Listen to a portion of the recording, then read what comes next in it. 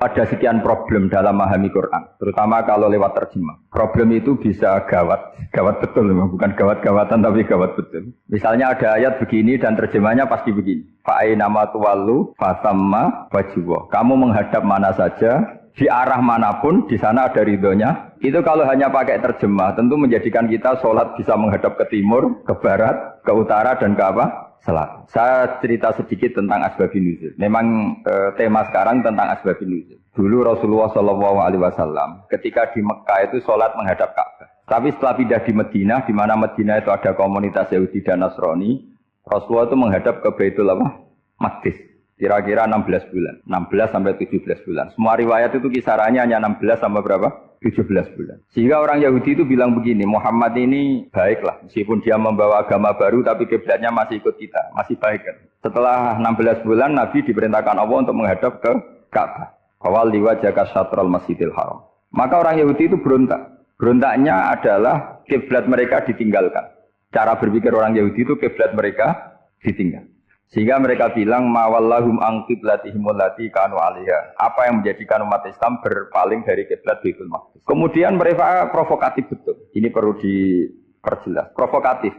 Bilang begini, "Inna Muhammadan tahayyara fi din." Muhammad ini bingung dalam beragama. Sehingga habis ngomong A ngomong B, habis kiblat Ka'bah, kiblat Baitul Maqdis. Sehingga dalam banyak tarikh disebutkan peristiwa kiblat itu terbanyak melahirkan orang murtad, orang yang keluar dari Islam gara-gara provokasi orang Yahudi. Muhammad tahayyara fi din. Muhammad itu bingung dalam menentukan pilihan apa? Beragama. Kemudian walhasil singkat cerita akhirnya Nabi itu madhep Ka'bah. Apa yang terjadi mukjizat itu adalah bahwa agama ini agama yang mewakili semua agama sebelumnya yang masih orisinil. Yaitu Nabi akhirnya berargumentasi Ka'bah adalah kiblat yang asli, yang lebih tua. Terus mereka tanya, buktinya apa? Dijawab oleh Quran, fihi ayatum bayyinatum maqamu apa?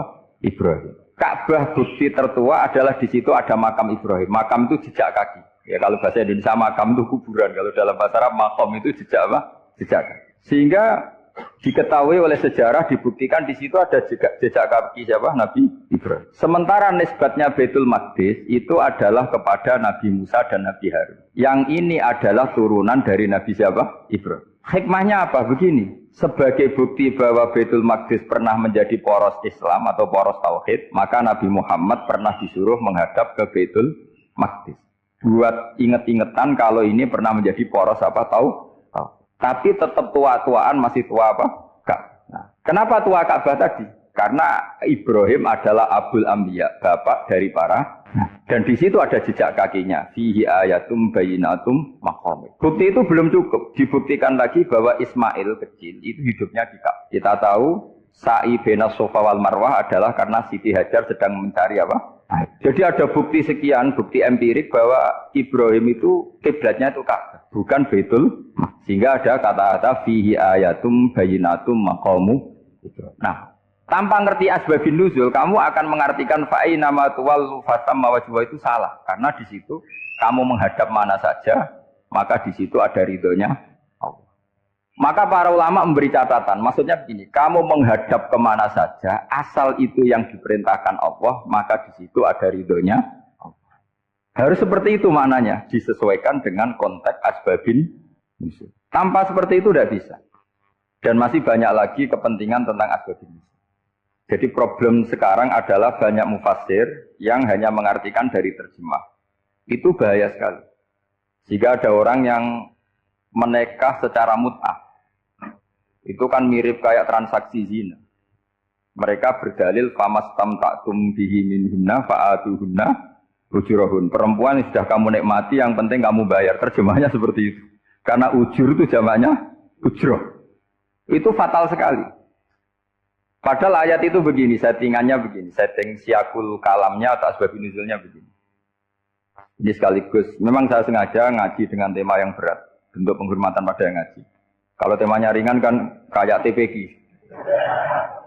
Begini asbabun nuzulnya begini. Wal muhsanatu minan nisa yang awal juz 5 itu, ya kita santai aja, yang awal juz 5 itu sebetulnya maktuf, diatafkan pada ayat hurrimat alaikum ummahatukum wa banatukum wa akhwatukum wa ammatukum wa kholatukum wa banatul akhi wa banatul ukhti. Jadi perempuan yang haram dinikah itu ada 7. Yang faktor nasab, yaitu siapa? Ibu, putri, saudara putri, bulik dari bapak, amah itu bulik dari bapak, kholah itu bulik dari ibu, keponakan dari saudara lelaki, keponakan dari saudara perempuan. Ini disebut haram karena nasab gen. Kalau orang Jawa bilang hanya 4 karena ngitungnya bulik baik dari bapak maupun ibu. Kalau orang Jawa bilang kan bulik terus keponakan dihitung 1. Padahal ada keponakan dari saudara lelaki, ada keponakan dari saudara apa? Perempuan. Wabanatul akhi wabanatul ukhti. Terus kedua haram karena rodok. Kita tahu dalam hukum Islam rodok adalah sama dengan nasab. Jadi ibu yang pernah menyusui kamu berarti jadi ibu kamu. Dan saudara sepenyusuan berarti menjadi saudara kamu. Ini disebut wa ummahatukumul lati arda'nakum wa akhwatukum minar radha'. Terus ketiga haram karena musoharoh, karena besanan. Jadi pagi ini misalnya saya nikah dengan Sri, bilang qabil tu nikaha wa taswijaha bil mar'il madkur. Setelah nikah dengan Sri ini otomatis ibunya dia menjadi mertua. Otomatis haram saya apa? Nikah. Ini namanya haram karena musoharoh. Atau kamu punya anak Zaid. Zaid pagi ini akad dengan Sri.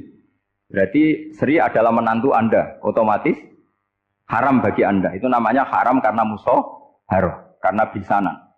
Itu yang disebut waroba apa haram-haram itu kan saat terus itu wa ummahatu nisaikum. Apa ibu dari istri-istri kamu. Memang ini agak jelimet, tapi memang syaratnya mufassir harus biasa jelimet. Jangan hanya nyari partai ayat-ayat untuk kepentingan partai. Wah itu ngeri. Kacau Quran dipakai kampanye.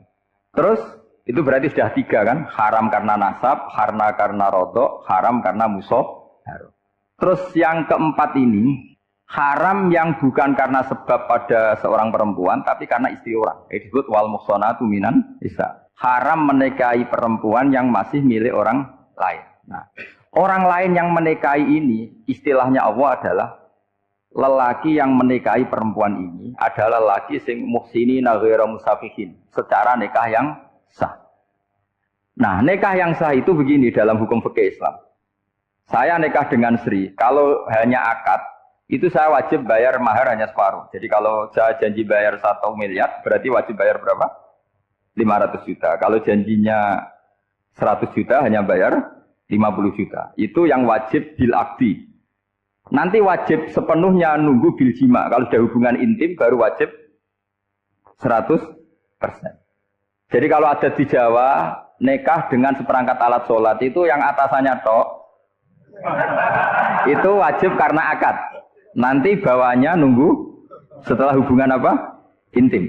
Ini hukum Quran bukan hukum saya.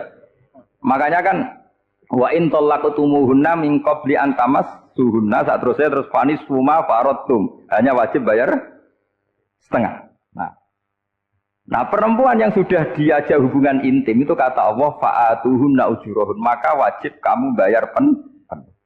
Jadi ayat itu tentang perempuan yang sudah dinikah, kita harus bayar berapa? Harus bayar penuh.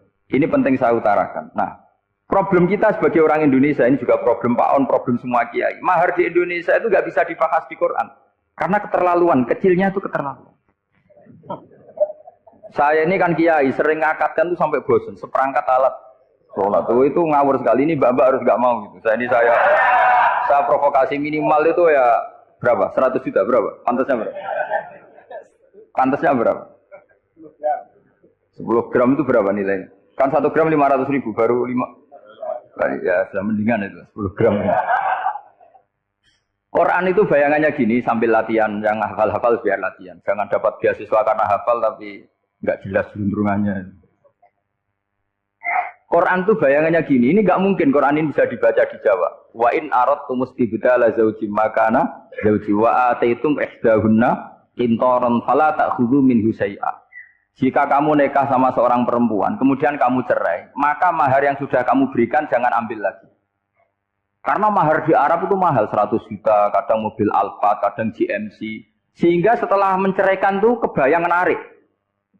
Kok enak, dulu saya memberikan itu kan karena dapat servisnya. Sekarang sudah saya cerai, saya tarik. Kalau mahar di Indonesia kan seperangkat alat sholat. Jadi gak kebayang ada kalimat fala ta'khudhu minhu syai'a, jangan ambil lagi. Kebayang ngambil aja enggak? Apalagi kalau nikahnya sudah 2 tahun kan sudah lusuh, sudah. Tapi kalau di Arab itu kebayang karena mahal. Makanya orang Arab suka nikah orang Indonesia karena murah. Jadi bahasa kintoron itu harta yang enggak ternilai. Wa ataitum ihdahunna kintoron. Kok yang enggak ternilai? Mahal betul. Itu pernah saya hitung, ada yang mahar itu 400 juta. Ya sekira segitu.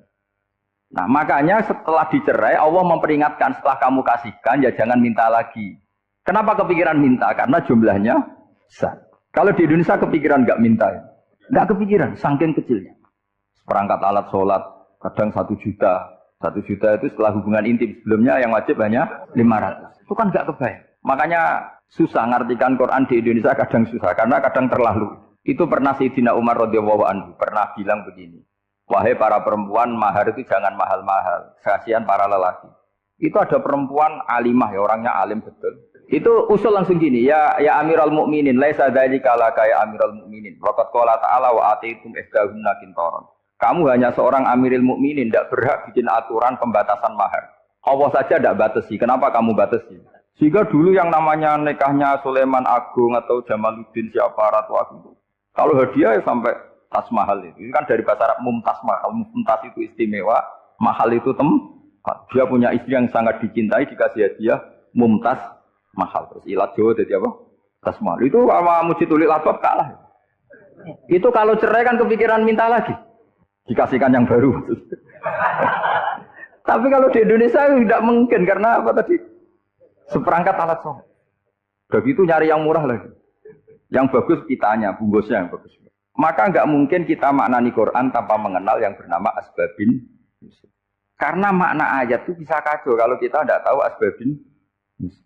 Yaitu kayak tadi makna fa'ina ma tuwallu fatamma wajibwa. Itu maknanya kan kamu menghadap mana saja, boleh saja di sana ada ridhonya Allah.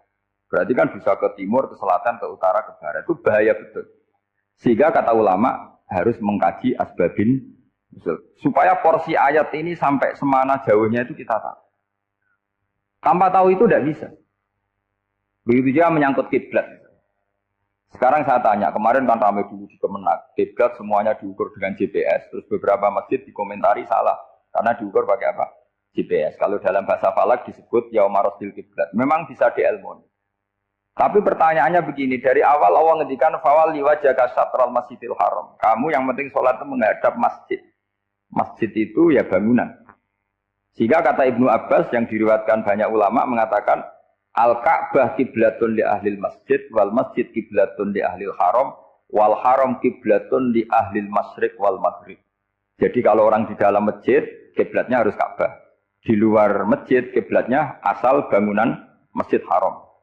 Tapi di luar sini, kayak di Indonesia, boleh semua tanah. Kenapa begitu? Kata Ibnu Abbas, karena Quran turun di lisanin Arabiyyin mubin. Jadi kalau orang Jogja kalau mau ke Jakarta, arahnya kemana? Barat. Itu sebetulnya ketika Anda ke barat itu persis Jakarta, apa bisa saja pasnya itu Pangandaran. Tapi orang itu akan bilang kalau ke barat ya ke Jakarta. Meskipun presisi Anda tepatnya di Pangandaran. Nah kiblat seperti itu. Asal orang menghadap ke barat itu orang sudah bilang ke kiblat. Gak usah sedetail misalnya harus pas Ka'bah. Saya pernah debat sama tim ahli Kemenak. Gak bisa Gus, sekarang ada GPS harus tepat Ka'bah. Terus saya bilang gini, kalau teori Anda benar berarti semua masjid luasnya maksimal 16 meter. Ka'bah itu luasnya hanya 16 meter. Berarti Masjidul Albab yang pojok sana sama pojok sana, kira-kira itu ya sudah tidak kena Ka'bah. Kalau harus tepat, Ka'bah itu kan diameternya hanya 16. 16 sampai 18 kalau nggak salah. Berarti semua masjid kalau ingin tepat Ka'bah harus pas 16. Kalau terlalu luas pilihannya harus cekung. Kan jadi aneh. Makanya saya itu sering Pak, dulu saya ini biasa debat fikih. Kalau di tradisi pesantren namanya Basul Masail. Saya punya teman yang paling kurang ajar, yang paling saya kenang dalam sepanjang sejarah. Dulu itu kalau debat fikih itu ya seru. Kalau aturan fikih kan gini, soft paling baik itu kan soft pertama. Baru kedua, baru ketiga. Yang paling keren kan soft awal, soft. Terus teman saya bilang gini Pak, ya kalau gitu gini aja Gus, desain masjid itu memanjang utara selatan. Biar semuanya soft awal. Gara-gara didesain begini kan ada soft 2, soft 3. Apa susahnya? Kita bikin mulai awal supaya masjid itu memanjang utara apa? Selatan. Supaya semuanya soft awal. Ya kalau ada hukum ya diimplementasikan dalam desain bangunan katanya. Jadi. Itu kan kacau. Terus akhirnya saya jawab, lalu setelah begitu yang paling afdol siapa? Yang dekat imam. Ya sudah, bikin cekung saja kalau gitu. Artinya gini ya, beragama itu yang sehat. Jadi beragama itu berdasar riwayat. Berdasar riwayat, pernah ada ulama yang hitung. Madinah menghadap Ka'bah itu ya tidak pas. Pernah dihitung pakai GPS. Kiblat Madinah ke Ka'bah itu ya tidak pas. Tidak seperti yang pernah dianjurkan Kemenak. Karena apa? Agama ini ngikuti bilisanin arabiyyin mungkin. Seperti jenengan gini. Semua ini istilahnya apa? Menghadap Gus Bah. Padahal ada yang agak sana, agak sana. Semuanya ngaji sama siapa Gus? Ya sudah. Istilahnya bertatap muka. Memangnya kita benturan. Ini bahasa. Jadi seperti ini semua namanya apa? Berhadap. Padahal ada yang agak samping, agak samping. Ka'bah juga gitu. Sebenarnya tidak se-ekstrim yang dibayangkan orang-orang. Cuma kalau bisa tepat, ya kita harus tepat. Tapi tetap saja tidak perlu 16 apa? Meter. Nah, fa'aina ma tuwallu fatamma wajhuhu itu artinya menghadap. Menghadap itu menghadap arah. Makanya Allah tidak ada fawal liwajhaka nahwal Ka'bah, tapi fawal liwajhaka syatrul Masjidil Haram. Jadi ini penting saya utarakan supaya kita familiar dengan istilah-istilah Quran. Istilah Quran itu gampang maksudnya. Kalau kita kaji itu gampang. Problem kita tidak pernah mengkaji. Jadi semuanya asing. Kalau kita mengkaji itu gampang sekali. Saya punya sekian cerita betapa pentingnya mengkaji Quran. Harun ar-Rasyid itu dinasti Bani Abbasiyah. Itu pinter sekali. Ada seorang ustadz yang agak ekstrim. Itu datang ke Harun ar-Rasyid. Ya Amirul Mukminin, inni nasihun laka famusaddidun alaika. Fala tajidanna alayya fi nafsika syai'an. Saya mau nasihati kamu, tapi saya mohon jangan masukkan hati. Karena nasihat ini penting. Tapi saya akan keras, vulgar. Akan keras, kritik saya akan keras. Karena Anda sebagai Amirul Mukminin tidak pedes. Apa kata Amirul Mukminin Harun ar-Rasyid? Uskut ya Ustadz. Sebagai riwayat uskut ya jahil. Kamu itu Ustadz bodoh, tidak usah banyak omong. Terus ditanya, kenapa saya bodoh? Terus dibacakan ayat faqula lahu qawlan layyinan la'allahu yatadzakkaru aw yakhsha. Inna Allaha ta'ala qad arsala man huwa khairun minka ila man huwa syarrun minni. Wa ma'a dzalika qala ta'ala faqula lahu qawlan layyinan. Allah pernah menugaskan seorang yang lebih baik ketimbang kamu, yaitu Musa dan Harun. Musa dan Harun adalah seorang nabi. Kepada orang yang lebih buruk ketimbang saya, yaitu Fir'aun. Itu saja etikanya faqula lahu qawlan layyinan. Kamu kalau ngomong yang halus, yang baik, yang berperadaban, kok kamu sama saya mau kasar? Akhirnya ustadznya ternyata pinter kamu, ya pinter aku. Jadi semudah itu. Allah itu menugaskan orang yang lebih baik ketimbang kamu, yaitu Nabi Musa. Kepada orang yang lebih buruk ketimbang saya, yaitu Fir'aun. Itu saja ada etikanya. Kok kamu sama saya mau tambah etika? Mau main kasar hanya karena kamu merasa nasihat Anda benar? Jadi gampang sekali memahami Quran. Tapi lagi-lagi memang bagi ahlinya. Tapi ini saya bantu supaya sampean jadi ahli apa? Quran. Meskipun ngajinya sebulan sekali. Sudah sebulan sekali tidak punya kitabnya. Sudah. Jadi ulama dulu kalau belajar Quran itu gampang. Saya berkali-kali cerita. Yang kitab saya baca di rektorat namanya Sajaratul Ma'arif. Itu kalau cerita bikin judul itu enak sekali. Babu nafil ibad di kulil bilad. Bab seseorang di mana saja hidupnya harus bermanfaat. Terus dalilnya itu hanya mengutip makalahnya Nabi Isa, wa ja'alani mubarakan ainama kuntu. Ciri utama seorang nabi apa? Saya di mana-mana adanya berkahi orang lain. Jadi berkah bagi orang lain. Maksudnya tidak jadi problem bagi orang lain. Artinya kamu hidup entah di Jogja seperti Pak Ono orang Jember, saya orang Rembang. Hidup di Jogja manfaat, di Jember ya manfaat, di mana-mana manfaat. Saya pernah di Korea seminggu ya manfaat. Saudara kita TKI yang di Korea manfaat di sana bikin masjid, bikin apa.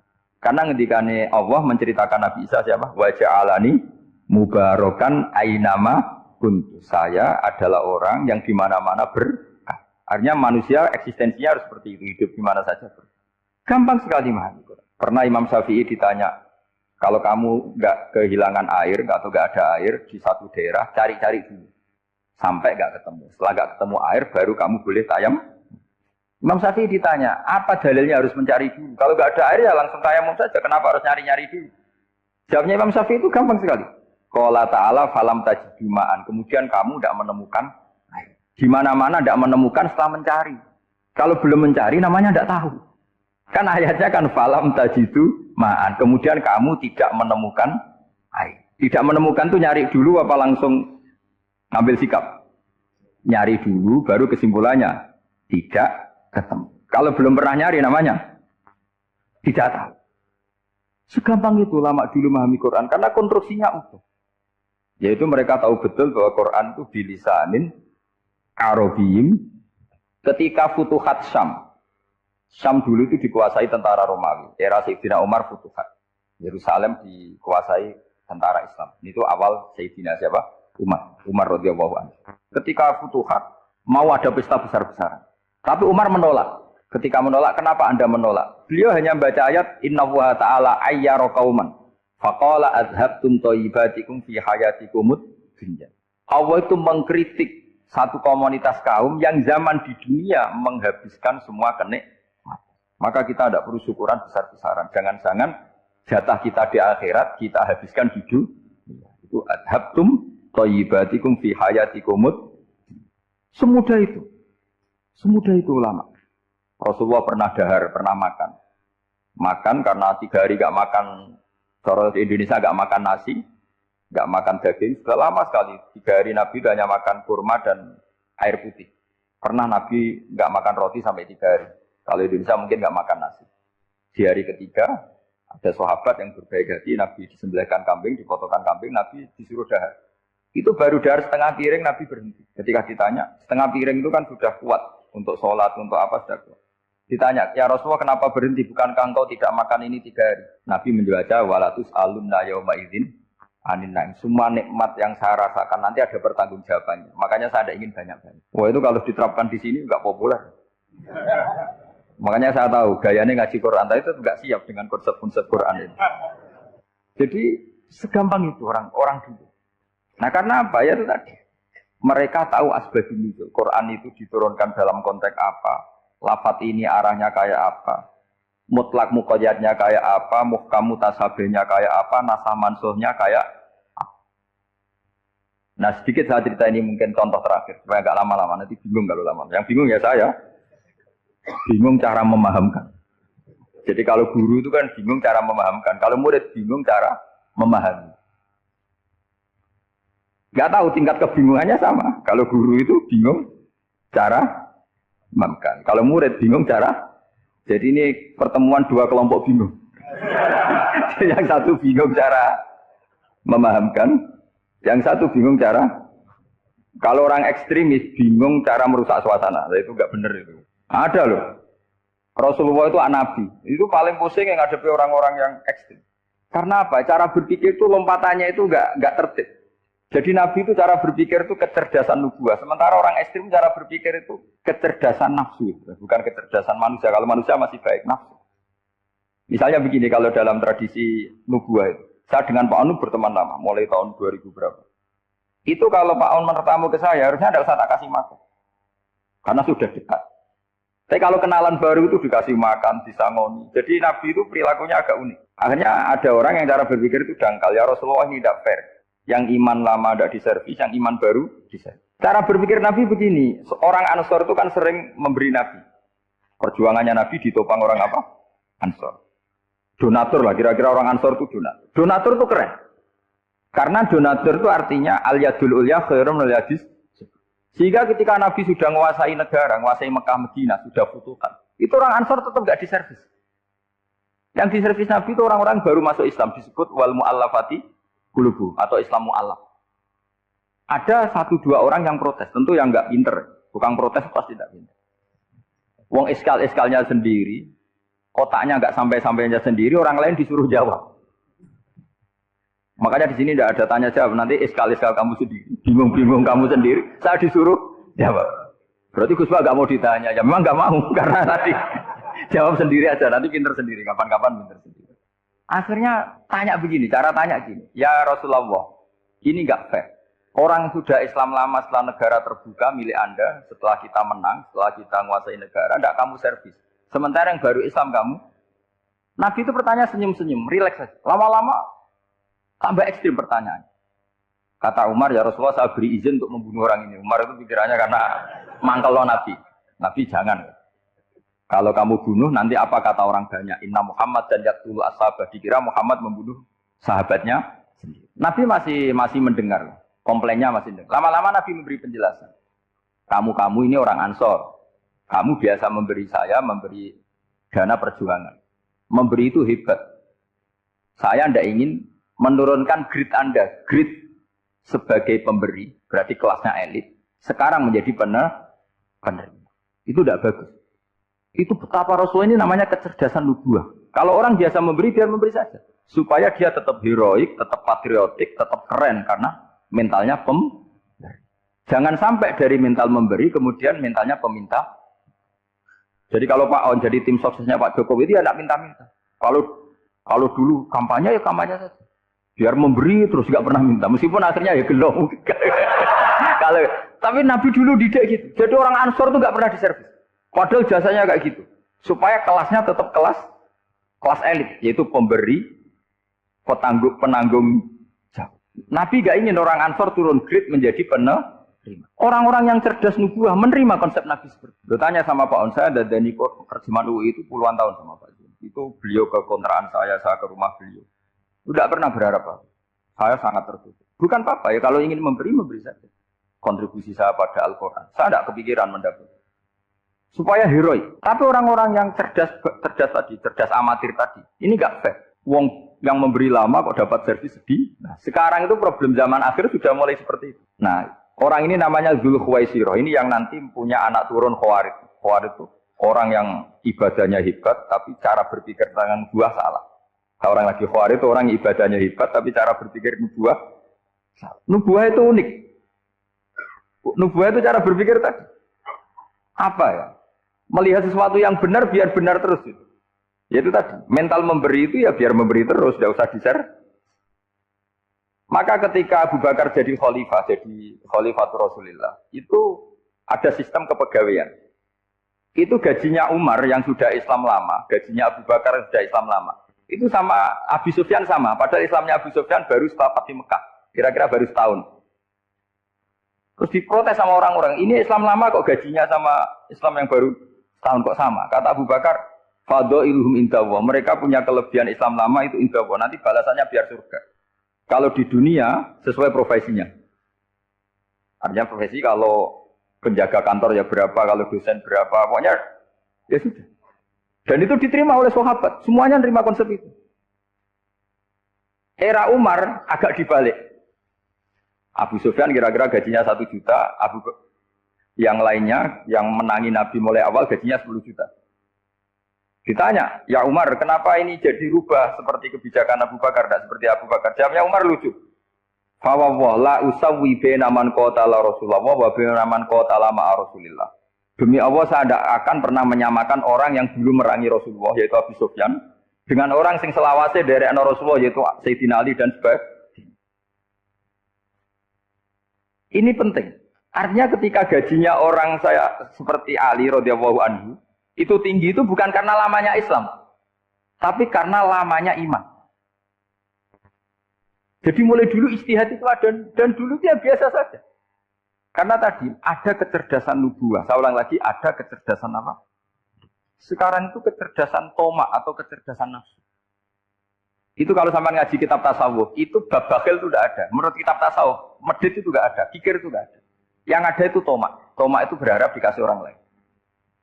Sampai pernah enggak bilang kalau artis-artis di Jakarta kikir? Tidak pernah kan? Karena kamu tidak pernah ingin diberi. Tapi kalau kamu punya pacar karena kenal tidak pernah ditraktir, oh pacar saya kikir. Karena kamu ingin diberi. Pernah enggak kamu ngumpai orang lain kikir yang enggak kenal? Padahal tidak pernah memberi kamu. Apa kak? Karena kamu tidak pernah ini. Coba sekarang kamu saya tanya, ini latihan cerdas.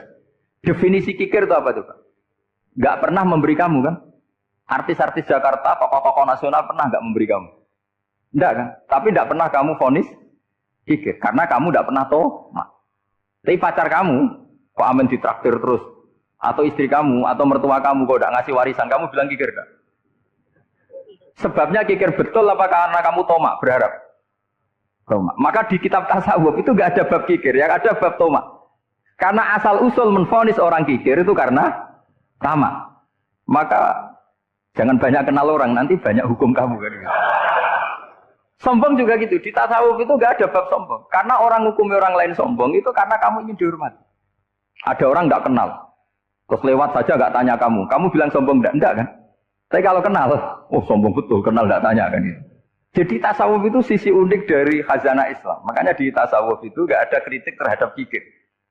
Ya tentu kikir itu buruk, pasti ya kikir itu buruk. Tapi nggak perlu dikritik. Jangan-jangan yang salah kamu. Terus ingin kenal Pak Jokowi ingin jadi menterinya, nanti kenal rektor ingin jadi pegawainya. Ketika gak diturutin bilang Pak Rektor kikir. Tapi orang lain ya Kak pernah berharap, mungkin gak menvonis Pak Rektor atau Pak On ini kikir, enggak kan? Berarti vonis kikir itu status orang itu apa gak kesampaian niat kamu? Memang agak jelimet ilmu tasawuf itu, tapi itu unik, itu bagian dari khazanah apa? Islam. Makanya Rasulullah itu sering isti'adah minta perlindungan wa min toma'in fi ghairi matma'in. Ya Allah, saya tidak ingin berkeinginan yang tidak layak. Coba kamu protes negara itu karena apa? Ingin makmur, sejahtera tanpa kerja. Sehingga nyalakan menteri keuangan, menteri ini. Makanya kalau guyonannya ulama tasawuf gini, tak beri bocoran. Guyonannya orang tasawuf. Begini guyonannya. Anta lam tajid min nafsika kullama turid. Fakaifa turidu min ghairika kullama turid. Kamu yang punya keinginan saja tidak bisa memenuhi apa yang kamu inginkan. Kenapa keinginan itu kamu timpakan ke orang lain untuk memenuhi kamu? Wong kamu yang punya keinginan saja tidak bisa mewujudkan. Kenapa keinginan Anda kamu timpakan, bebankan orang lain untuk memenuhi keinginan Anda? Misalnya kamu, Gus saya ini goblok, tolong pinterkan. Wong kamu yang ini saja tidak bisa. Kok menyuruh saya? Jadi kalau tiap tasawuf itu unik. Seperti kamu mencintai istri tulen, itu ingin kan dicintai istri tulen. Kamu sendiri kan nggak bisa cinta tulen, masih pelengahan sana sini. Kamu pacaran, ingin pacar kamu setia. Ternyata kamu bikin sekian alternatif. Kalau putus ini punya ini, putus ini. Tapi kamu ingin ini setia, kan gak fair. Makanya guyonnya orang tasawuf itu, anta lam tajid min nafsika kullama turid, fakaifa turidu min ghairika kullama turid. Gampang tuh apalane, pokoknya ratrit gitu aja gampang. Jadi kamu yang punya keinginan saja tidak bisa memenuhi. Kok orang lain disuruh memenuhi. Sehingga orang tasawuf itu malu betul. Misalnya saya kok ingin Pak On takdim sama saya itu kurang penggawean. Kalau saya ingin ditakdimi saya menakdimi diri saya sendiri. Makanya berbahagialah orang yang ngilu terus saya ganteng sendiri ya Allah. Saya kaya sendiri. Menunggu orang lain bilang kamu kaya itu repot. Menunggu orang lain bilang kamu hebat itu, ya sudah bilang aja ya Allah saya hebat, ya Allah saya ganteng, ya Allah saya cantik. Daripada menunggu orang lain bilang apa? Cantik. Jadi ilmu tasawuf itu unik. Jadi kalau fikih itu yang dikritik itu kikir. Kalau tasawuf enggak tomak. Karena orang yang kamu vonis kikir itu jangan-jangan tidak kikir tapi mementingkan yang lebih penting. Misalnya ada teman yang tidak pernah naksir kamu, ternyata punya ibu sakit, uangnya dianggarkan untuk ibunya yang sakit atau anaknya sekolah atau keluarganya masih butuh dia, ya, sehingga sama teman dia kikir. Hakikatnya kikir apa mementingkan yang penting? Tapi kamu karena nggak pernah ditakdir menvonis kikir. Nah, ini pelajaran. Jadi makanya yang dianteni ilmu tasawuf itu tomak, tamak. Jadi kalau dalam bahasa Indonesia bukan kikir. Karena vonis kikir itu akan disematkan orang yang tidak kesampaian hajatnya. Pokoknya bapak saya itu keluarga kiai itu ajarannya itu. Yang penting jangan berharap dari orang lain. Ini Pak On saksinya, saya dulu benahin terjemah itu nggak pernah ingin diperlakukan seperti ini. Yang ngaji aja. Karena pikirannya keluarga kiai itu sederhana. Kalau ngamal ya ngamal saja. Ngamal itu heroik. Makanya buyut-buyut kita semua ini kan pahlawan semua. Membela negara Indonesia jadi merdeka. Ya nggak pernah kebayang jadi presiden menteri. Tapi sekarang nggak ngamal sedikit saja harus jadi menteri jadi. Ini bahaya kalau dalam kelangsungan bernegara. Karena orang biasa transaksional. Awal negara ini dibangun berdasar heroik. Bukan berdasar apa? Transaksional. Tapi sekarang orang akan membiasakan itu. Apa-apa itu transaksional. Ini tidak bagus untuk kelangsungan bernegara. Apalagi kelangsungan beragama. Sehingga seperti saya ini masih punya desa-desa binaan di Sragen, di pedalaman Papua sekalipun. Saya punya santri banyak di Papua. Itu kalau cerita itu unik-unik. Itu mau Jumatan, itu nggak ada orang 40. Sudah datang setengah 12. Itu datangnya 3 jam. Di situ mau ketemu santri 3. Akhirnya mereka tanya gini, Pak. Pertanyaannya itu, Gus, boleh nggak Jumatan orang 3? Secara fikih Syafi'i kan harus orang 4. Kemudian mereka tak bilang, buat sholat duhur saja. Mereka nggak mau. Wong Jumat-Jumat kok duhur. Harinya kan Jumat, masa sholatnya? Sehingga kita-kita yang jadi kiai akhirnya nyari fikul madzhabil arba. Nyari fikih madzhab 4. Ternyata Imam Malik membolehkan orang 6. Ada yang bilang 12. Yang penting keceluk jamun itu kelompok. Kalau 3 kan belum keceluk apa? Belum disebut apa? Oh. Ini penting saya utarakan supaya kita berjuang itu bukan karena selfie seperti ini. Tapi yang namanya dakwah itu menjadikan orang tidak tahu menjadi tahu. Termasuk kepada desa-desa tertinggi. Sama. Yang namanya menteri itu pembantu presiden untuk memenuhi kebutuhan rakyat banyak. Sekarang misalnya menteri pertaniannya itu hebat, cerdas. Tapi petani nggak mau nandur padi mau apa? Coba yang membantu ketahanan pangan itu para petani mau nanam padi apa karena menteri pertanian? Karena petani mau nanam. Ya sudah GR saja, kita pembantu presiden semua. Karena ikut menyumbangkan ketahanan pangan. Tapi kamu kan nggak digaji, kita keren, ngamal tambah harap gaji. Ini penting. Supaya Anda itu nggak hati kecil gitu. Ikut menyumbang negara tanpa ingin dapat gaji. Keren nggak? Nah itu nubuah. Apa?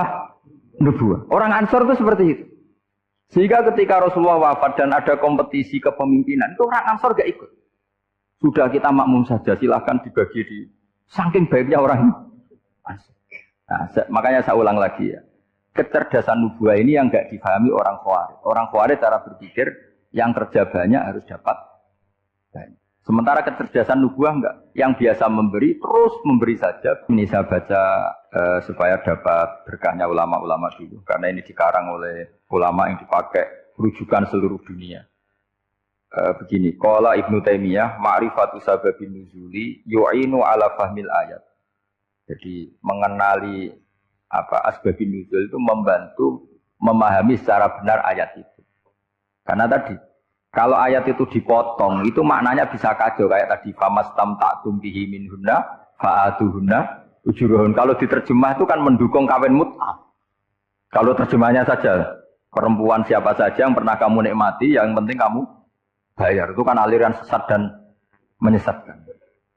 Itu konteks asbabun nuzul tidak seperti itu. Perempuan yang sudah menjadi istri kamu. Seorang lagi, perempuan yang sudah menjadi istri kamu, jika sudah kamu hubungan intim, maka maharnya harus dibayar penuh.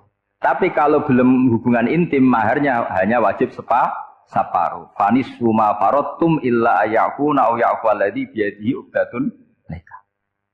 Tapi tadi kalau di Indonesia gimana Gus? Itu yang repotnya. Maharnya itu tadi mau kena atasan dan apa? Wah kacau kalau di Indonesia. Sehingga kita bingung kalau dalam logika Arab kan gitu. Bayangannya kalau cerai, kata Allah, fala ta'khudhu min syai'at. Harta yang sudah kamu berikan ke istri jangan diambil lagi. Sampai dilarang ngambil tuh karena jumlahnya banyak sehingga kepikiran ngambil. Kalau di Jawa nggak usah dilarang sudah tidak akan ngambil karena rukuhnya sudah lulus. Itu susahnya baca Quran di Jawa. Karena dari awal maharnya terlalu apa? Kecil. Terus beliau Imam Suyuti termasuk di sini menyontohkan yang pasti salah kalau difahami yaitu tadi ayat apa itu fa'inama tuwallu fastamanawa wajib. Jadi beliau terus meringatkan betapa pentingnya mengenali asbabin nuzul. Karena asbabin nuzul itu gampang. Saya ulang lagi, asbabin nuzul itu gampang. Gampangnya begini ya, kan ada satu peristiwa, misalnya begini, Rasulullah itu kan mengkritik penuhanan Lata dan Uzza, berhala-berhala itu dituhankan, dikritik sama Rasulullah. Kemudian mereka begini, karena mereka biasa personifikasi Tuhan, Muhammad, kalau Tuhan itu tidak Lata Uzza, dan itu terbuat dari batu, lalu Tuhan Anda itu dari apa? Amin fiddotin audabin, lalu Tuhan Anda ini dari emas apa dari perak? Karena mereka nggak bisa membayangkan Tuhan tanpa dipersonifikasi. Terus Allah menurunkan qul huwallahu ahad, Allahus somad, lam yalid wa lam yulad wa lam yakul lahu kufuwan ahad. Karena otaknya mereka sudah begitu, yang namanya Tuhan itu harus dipersonifikasi. Cerita yang paling unik gini Pak On, ada bos Islam, ada bosnya TKI yang baik. Mereka mengizinkan pekerjanya sholat. Bareng sholat tuh diingeti ke atas, ke bawah. Kok nggak ada arcanya? Sehingga setelah sholat dibilang, apa saya berikan berhala sekalipun? Karena nggak kebayang ada orang sholat kok tanpa berhala, tanpa Tuhan. Yang kamu sembah itu mana? Kok nggak ada? Apa tak belikan? Jadi unik. Nah teman saya yang satu unik lagi. Dia termasuk pegawai Garuda. Yang derekno saya ke Korea itu orang pegawai Garuda. Dia karena orang kaya biasa ke Eropa kemana-mana itu. Singkat cerita dia sholat di mall. Karena nganggep Korea itu sudah negara maju kayak Eropa. Setelah sholat di mall pas asar itu, security-nya nelpon polisi. Pak polisi di sini ada ritual teroris. Jadi kalau menamakan sholat itu ritual. Jadi artinya apa? Ritual-ritual yang kita lakukan itu macam-macam cara pandang. Orang ateis itu kan Cina kan Korea itu kan ya Cina lah, Korea, Jepang, RRC itu kan sipit. Itu ya yang namanya ibadah sembahyang harus ada patungnya atau ada arcanya atau ada benda-benda itu. Orang Islam kan nggak ada sama. Makanya mereka itu kok bisa? Problemnya kita, saya ulang lagi, ini problemnya. Problemnya kalau ada itu ya repot. Begini misalnya, ini masih tentang asbabun nuzul. Ini contoh terakhir tentang masih asbabun nuzul. Umar radhiyallahu anhu, sahabat Umar itu kalau mencium hajar aswad itu sambil gedumel. Tidak berdoa tapi gedumel. Masyhur. Itu ada di Bukhari. Alim tu annaka hajarun la tadurru wa la tanfa walau la anni ra'aitu Rasulullah wa qabbalaka ma qabbaltuka. Saya tahu loh. Nyium hajar aswad dicium tapi sambil gedumel. Saya tahu loh kamu hanya batu, enggak mandoroti, enggak manfaati. Kamu jangan GR, saya cium itu jangan GR. Kalau saja saya tidak melihat Rasulullah mencium kamu, maka saya ada sudi nyium kamu. Dah gitu aja. Terus itu tiap nyium hajar itu tidak doa. Kalau kamu kan enggak minta kaya, minta macam-macam. Kalau Umar malah gitu. Nah, kenapa demikian? Itu ada asbabun nuzulnya. Umar itu saksi sejarah. Ketika Rasulullah Fathi Mekah, Nabi kan tawaf terus mencium hajar. Itu di belakang masih banyak orang kafir. Kebetulan Umar masih di sana. Sudah Islam Umar, tapi dia di belakang. Dengar orang-orang kafir, Muhammad itu tua aneh. Katanya melarang nyembah batu. Ternyata dia nyembah batu. Jadi Nabi nyium hajar aswad itu dikira nyembah. Katanya ngelarang nyembah batu, tapi dia kok nyembah batu. Karena Nabi mencium hajar aswad. Nah karena untuk menghilangkan stigmasi itu, Umar tiap nyium hajar aswad itu ngomong gitu. Ada kan ada sound system, mungkin jadi sound system. Supaya jelas bahwa penciuman ini bukan karena menyembah. Artinya mudah sekali kenapa Umar ngomong gitu. Karena asbabun nuzulnya seperti itu. Coba kalau kamu tidak tahu asbabun nuzul, Umar maksudnya gimana? Gak doa, gak apa, kok malah ngomong gitu kan. Tapi kalau kamu tahu asbabun nuzul Umar itu yang mendengar komentar orang sama ketika kita tawaf itu kan 3 pertama kan kita lari-lari kecil. Itu ceritanya juga gitu. Rasulullah itu hidup di Medina, terus diterkenalkan miskin. Medina itu kota wabak, kota penyakit, endemik. Dulu Medina, Yasrib itu kota endemik. Sehingga kata orang kafir-kafir Mekah, yaji uliha dalbet kaumun kot wahanat huma Yasrib. Nanti akan datang satu komunitas kaum yang sudah lemas karena kena penyakit TBC dari Yasrib. Nabi dengar itu, makanya terus bilang ke para sahabat, tunjukkan kalau kamu kuat dengan cara lari 3 kali. Terus pakai pakaian yang kelihatan maco, yaitu yang dipakai lelaki-lelaki. Bahunya dikelihatan. Nah, setelah Rasulullah wafat, Umar menggantikan beliau setelah Abu Bakar. Umar bilang gini, sebetulnya tawaf seperti ini, yaitu lari pertama 3 putaran pertama lari dan memperlihatkan pundak seakan-akan orang maco itu sudah enggak perlu. Karena alasan itu sudah tidak ada. Tapi ini tinggalan Rasulullah, maka jangan rubah ya tetap seperti ini. Akhirnya meskipun sudah tidak ada alasan tadi menjawab stigmasi orang kafir, tetap tawaf seperti itu. Jadi memang agama itu unik. Kadang kita harus tahu alasannya, tapi alasan itu kalau menjadi mahatul hukmi, pijakan hukum sah. Misalnya kamu terus bilang gini, ya berarti tawaf sekarang bebas, gak perlu seperti itu. Kan alasan itu sudah tidak ada. Nah di sini pentingnya riwayat. Riwayat itu begini, logikanya sudah nggak ada, tapi kaifiah itu, cara itu masih kita terus. Dan itu memang, saya ulang lagi, harus tahu asbabun nuzul. Saya beri contoh ya misalnya, wa idza darabtum fil ardi falaysa 'alaikum junahun an taqsuru minas shalah. Terus ayat di mana? In khiftum ayyaftinakumul ladzina kafaru. Jika kamu pergi dalam keadaan takut ditangkap orang kafir atau takut diculik orang kafir, maka kamu boleh mengqasar salat. Itu jelas ada ayat in khiftum ayyaftinakumul ladzina kafaru. Jika kamu takut diculik orang kafir. Sehingga ketika Ba'da Fathi Mekah, setelah Mekah dikuasai Islam, Umar tanya, ya Rasulullah, kenapa engkau masih sholat qasar? Bukankah kita sudah aman? Waqad qala ta'ala in khiftum ayyaftinakumul ladzina kafaru. Allah ngendikan boleh mengqasar itu kalau dalam kondisi takut. Waqad kunna fi amrin, sekarang kita sudah aman. Jawabannya Rasulullah itu unik. Ya Umar, hadhihi shadaqatun faqbalu shadaqah. Ini sedekahnya Allah, bonus sudah terima saja, enggak usah catatan-catatan gitu. Sehingga era Umar ya ada lagi yang tanya Umar begitu. Kata Umar, sa'altu dzalika Rasulullah sallallahu alaihi wasallam faqala hadhihi shadaqatu wa faqbalu shadaqah. Sudah ini bonus dari Allah, terima saja. Ini kan unik. Padahal kalau secara disiplin ilmu kan begini. Kamu boleh mengqasar salat kalau dalam bepergian dan dalam keadaan takut. Logika hukumnya kalau tidak takut tidak usah. Sama seperti begini. Kamu kalau pergi jauh seperti saya Pak On, itu ngosor salat apa enggak ngosor kan? Alasannya kalau kosor itu, kalau pergi itu masyakot, repot. Sekarang pergi kita pakai Alphard, pakai Innova, bawa uang, disupirin, itu masyakot enggak? Enggak kan? Tetap boleh jamaah enggak? Boleh. Sebenarnya kamu jamaah itu karena pengetahuan hukum apa karena enak jamaah? Kalau alasannya masyakot, kan sekarang sudah ada, enggak repot. Ya sudah pakai hadis tadi, ini hadiah, terima saja. Jadi makanya agama itu riwayat. Tapi ada saja ulama yang agak balelo. Agak balelo gini, banyak juga ulama misalnya duwe gawe, punya ibunya sakit terus ribet jamak sholat. Kenapa? Ribet ngurmat ibu. Makanya ada saja kiai yang duwe gawe mantu itu terus jamak sholat, tapi jangan ikuti. Tapi ada saja karena alasannya jamak itu karena apa? Repot. Ya ada saja, tapi ya jangan ditiru. Cuma saya ini cerita yang analisis hukum itu memang agak-agak unik.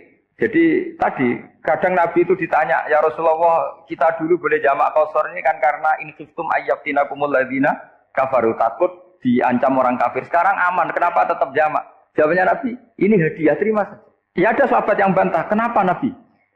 Allah itu zat yang baik, kalau sudah ngaji bonus nggak pernah ditarik lagi. Makanya Nabi kalau berdoa itu unik. Ya, siapa yang disiksa di dunia karena dosanya, fawahu akramu min ayyus sanniya uqubatahu fil akhir. Kalau ada orang salah kok di dunia sudah dikasih sanksi, Allah itu lebih mulia untuk mengulang nanti di akhirat. Akram itu Allah terlalu mulia, maksudnya orang kepikiran wis males ya selesai, tidak akan kalau sampean kan enggak, masih ingin lagi. Jadi itu cara berpikir nubuah. Jadi berpikir nubuah itu beda. Ada orang pas sujud diinjek sama orang fasik, diinjek. Kemudian si yang sujud tadi, wawah la yaghfiru wa laka, demi Allah tidak akan ngampuni kamu. Itu langsung Allah memberi wahyu sama Nabi di zaman itu. Bilangin yang sedang sujud itu, dia harus minta maaf sama saya, kata Allah. Mangzal ladzi yata'alla ala fulan. Dia bersumpah bahwa Allah tidak akan memaafkan orang, itu harus diralat. Nabinya iskal, kenapa ya Allah? Yang Tuhan itu saya ini punya sifat dua, bisa menyiksa dan bisa memaafkan. Kenapa dia milih sifat saya satu tidak memaafkan? Akhirnya apa? Orang yang nginjek tadi sama Allah dikasih tobat dan jadi orang soleh. Jadi itu makanya kamu nggak boleh jadi orang ekstrim nyifati Allahnya satu. Nggak boleh, Allah tetap bisa yaghfiru liman yasha wa yu'adzibu may yasha. Sifatnya Allah dua ya tetap dua, nggak boleh kamu pilih satu. Misalnya kamu kan biasanya gini, yang ghafur untuk kamu, yang sadidul uqab untuk orang lain. Mesti kelakuannya sama kan begitu. Nggak boleh seperti itu. Rasulullah kayak apa bencinya sama Wahsy? Karena Wahsy itu qatilul Hamzah. Yang membunuh Sayyid Hamzah siapa? Itu bencinya bukan main Rasulullah. Sampai maksud-maksud Wahsy. Tapi sama Allah malah diturunkan ayat laisa laka minal amri syai'un aw yatuba alaihim aw yu'adzib. Muhammad, meskipun kamu kekasih saya itu tidak wilayah kamu, maafkan atau enggak, terserah saya, kata Allah. Ternyata betul, malah Wahsy dikasih tobat. Nah sekarang enggak, orang itu nyifati Allah sama orang lain sadidul iqab, kalau sama dirinya enggak boleh seperti itu. Allah ya sifatnya tetap. Jadi boleh kamu misalnya berdoa, ya Allah mbak yang cantik itu semoga dapat jadi istri saya. Mbaknya juga boleh berdoa, ya Allah naudzubillah min dzalik. Jadi ini adu kekuatan, nanti terserah, nanti awam pihak yang mana? Kayaknya pihak yang perempuan. Karena kasihan kan kalau cuantik dapat orang apa? Saya tuh andaikan boleh fatwa fikih, yang saya haramkan tuh orang jelek dapat orang jelek. Karena kasihan anak-anaknya, tahu-tahu jelek banget. Jadi dengan kasihan itu. Jadi dalam Islam itu seperti itu. Jadi apapun benci kita sama musuh kita, Allah bisa saja memperlakukan musuh kita secara baik. Karena Allah itu yaghfir. Tetap kita harus sifati Allah yaghfiru liman yasha wa yu'adzibu.